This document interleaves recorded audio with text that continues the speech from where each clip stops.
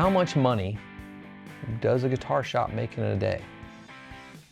This is a question you might not have thought about asking, but I've been asked it a lot too. Like, right? Yeah, I mean, like, what do you guys do? We have lots of people come in and ask, like, you know, how much does a shop like yours do? How much does a shop like, you know, Sweetwater do, which isn't a shop, it's a monster? How much does a Guitar Center do typically? How much does a Sam Ash do? And how much does like your basic mom and pop do? Because, like, you know, we are very passionate about the independent guitar retail world. Yep. We love it. We love almost all other independent shops unless they're meanie pants. There's a few of them out there. We'll not mention them by names, but most are absolutely fantastic and become some of our best friends in life. Yep. Except for those jerks at Wildwood. God. What a bunch of losers. I know, seriously, I don't want to talk about those guys. Wildwood 10. Meanie pants number 1. Sorry. Sorry, Steve, I had to do a little bit. I've had a little fun right now.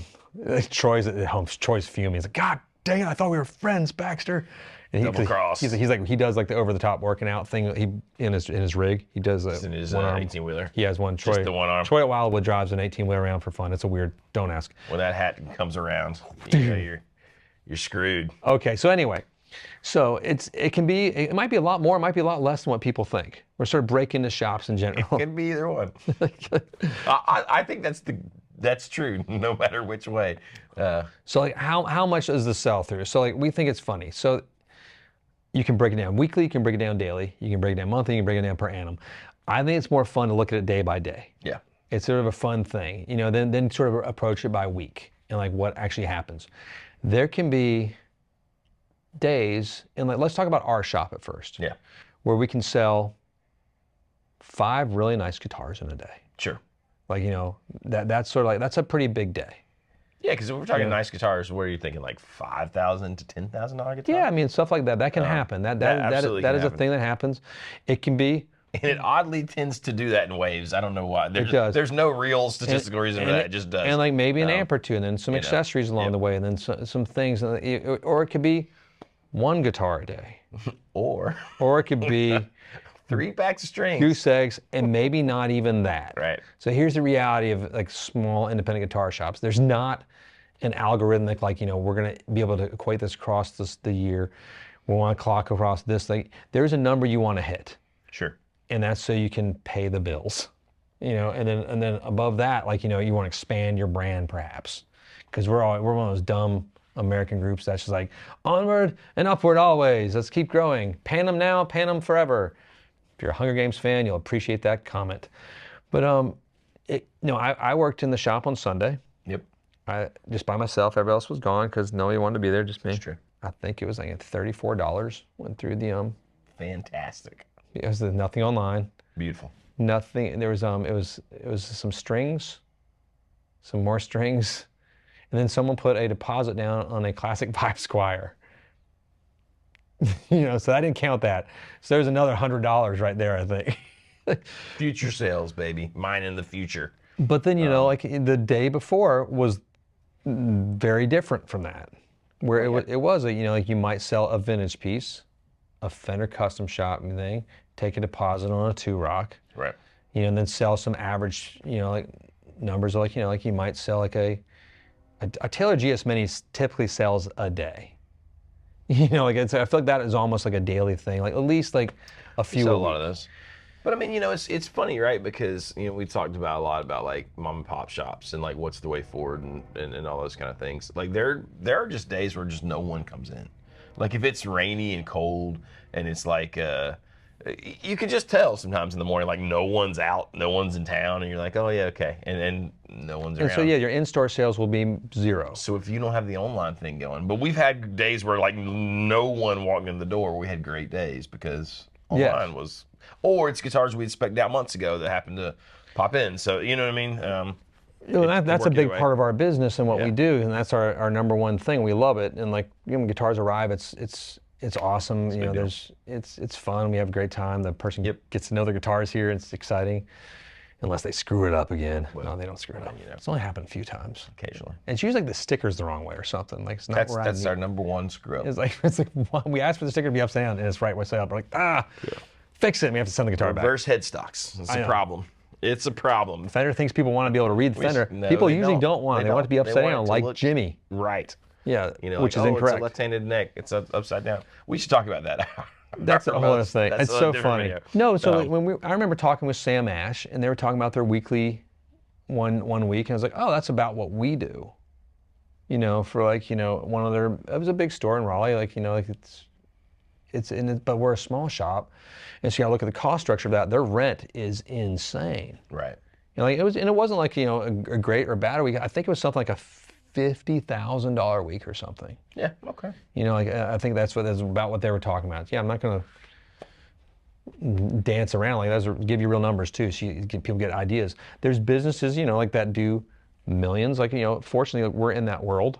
Yeah. You know, that you know, we're not like tons of millions, but it's like Little baby millions. you know. But then It doesn't go as far as you think. You'd think it was about more, but it's not. no, the margins are not good in the guitar Yeah. business. You know, whatever you think they are, they're worse. And whatever you think they are in European and UK markets, they're more worser.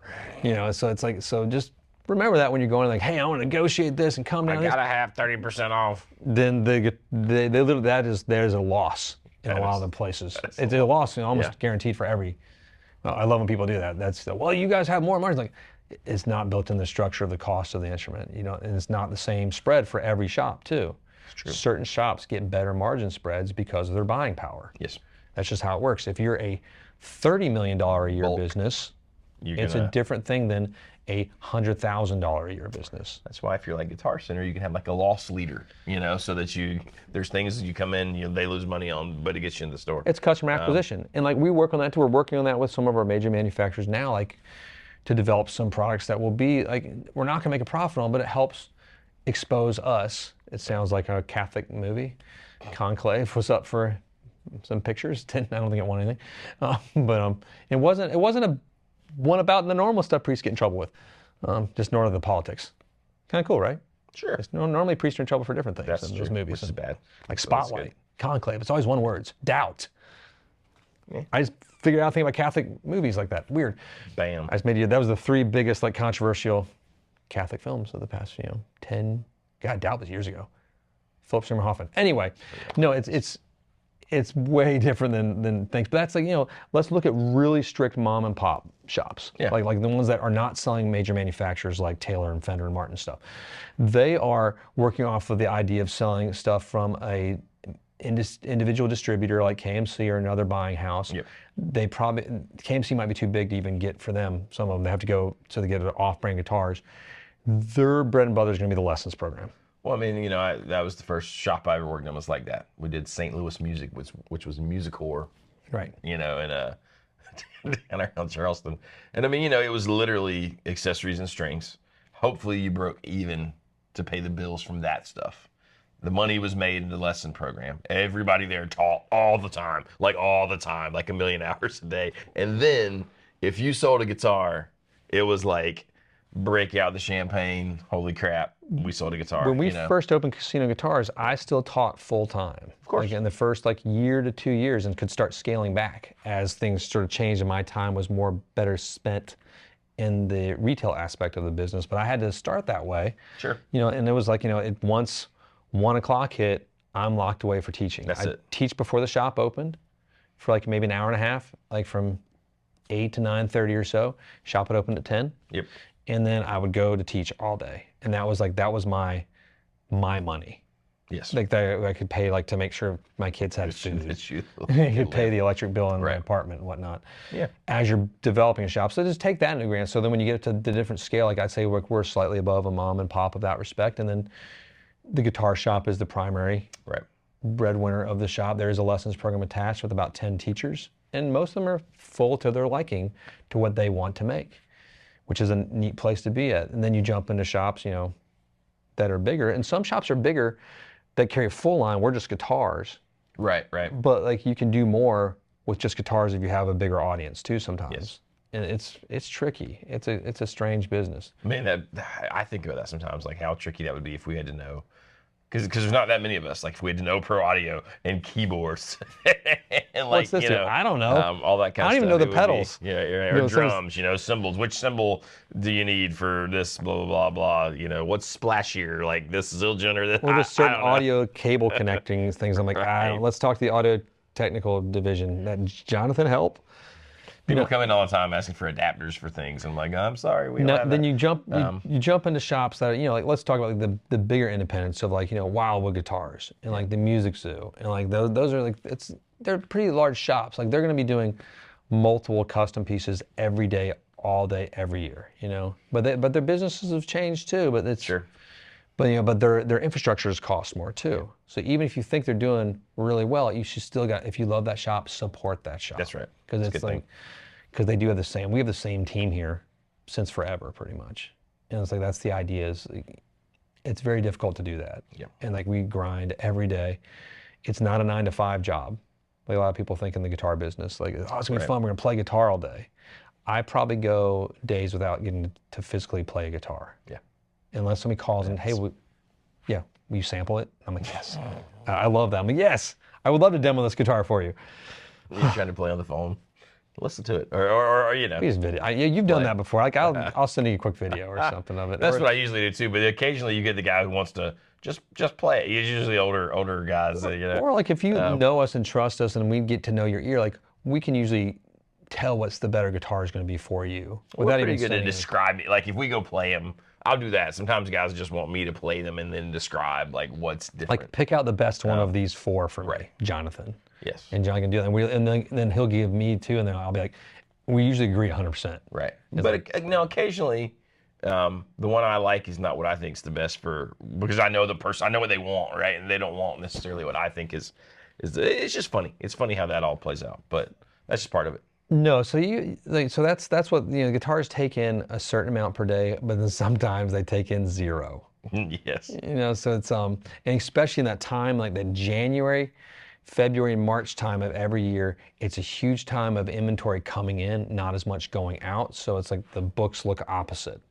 So they're losing money rapidly in the hopes of, once the new inventory is sort of scaled in, that will start selling, and then the profit begins to generate, and people can get paid that work there. Well, there are slow times and dead times every year, and you got to remember if you see a good day, right? You got to remember that has to be spread over the 5 days that it was nothing for most shops. You know what I mean? Like where nothing was sold. So just remember that. Some shops have a good day a month. Right. It's like And that covers them. Not. I mean, they sort of, but not if they're selling a $500 guitar. Because the profits again there. Like let's say like after all is said and done, or even just accessories. They made $100 maybe. Right.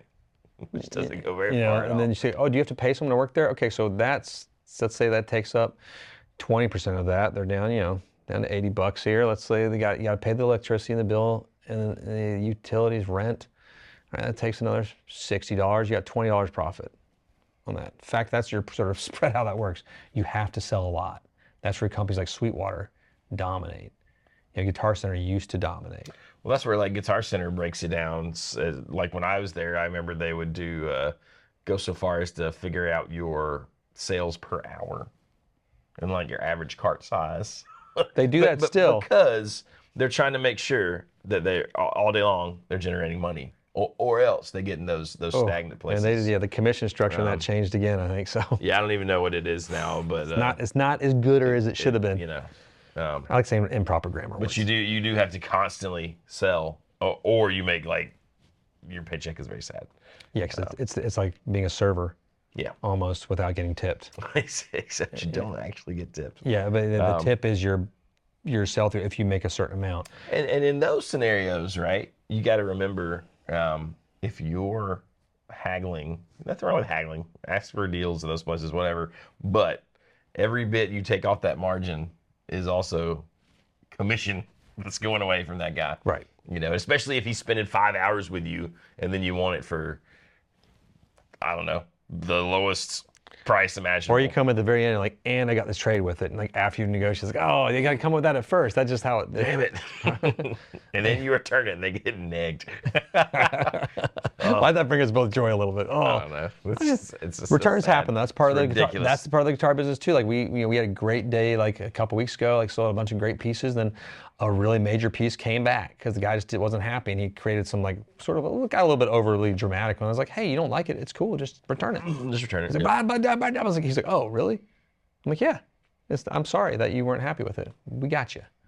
No big deal. And then he's like, oh, cool. But that's a big, might be a $7,000 guitar that got returned. True. And then there's like, oh, that was, because like when a guitar shop does sell the things, what usually happens is they future forecast new product coming in, and new guitars and new toys and new amps. And so you're going to spend that money and that profit can move into that and to go forward. So you can Plus, if you ship a guitar and then have to pay to ship it back, that's all eaten into margin. And like you said, in some guitars, if there's only $100 there, that margin is you now lost money even when you sell that guitar. if you ship and sell a Squire, you've lost money. You've lost money. It's for a lot of places. It's a loss leader as well. True. We talked about if you ship and sell a $7,000 guitar and they don't like it, you lose $200 in shipping and packing and then to insure it, to ship it, and you lose it all, and then you also risk the chance of that guitar something happening to it across its journey across the country. Perhaps that's when you ship out of country. There's no returns. It's once it leaves the border, it's yours. I don't like it. Tough luck. No, so maybe it's a lot more than you thought. Maybe it's a lot less. I'm not getting you real numbers right now because it varies. It varies across the board. The idea was to show like it can be zero. It can be zero for multiple days, and it's not a fun feeling too when because there's always expenses are always riding there. Yep. It's a strange business, but it can be huge too. It can be 4 or 5 or 2 guitars in a day is big for a lot of shops. Yeah. From the mom and pops to us to the really big shops too. Like when you get into the Wildwoods and Music Zoos and CMEs, like they want to sell more. But like I've been to some of these big shops where nothing sold in store during that day except for like accessories and things, but no guitars maybe went out. Right. Like real guitars and a few things, but and that's a lost day. And so hopefully that gives a little more illumination. It's kind of fun too, right? It is kind of fun. Exciting. I think it's fun. A little peek behind the curtain. Stay tuned. We have some really exciting videos coming up that we were talking about this morning. I can't give it away yet, but it's really cool. It's going to be really fast videos. It's a little pun there. And I think you're going to have a good time. So if you haven't, click like and subscribe. Hit the bell. Sincere thanks for joining us if this is your first video or if you've been with us for years. It really does mean a lot. We've had this YouTube channel, gosh, I think for almost 8 years now. Got a long time, yeah. And it's been a joy to get older on YouTube and watch the aging process, and but also just to meet a bunch of dear friends. The conversation we have online, the lucky times that I've gotten to meet people in real life, it means a lot. So thanks for sticking with us. Yep. Peace be with you. Goodbye.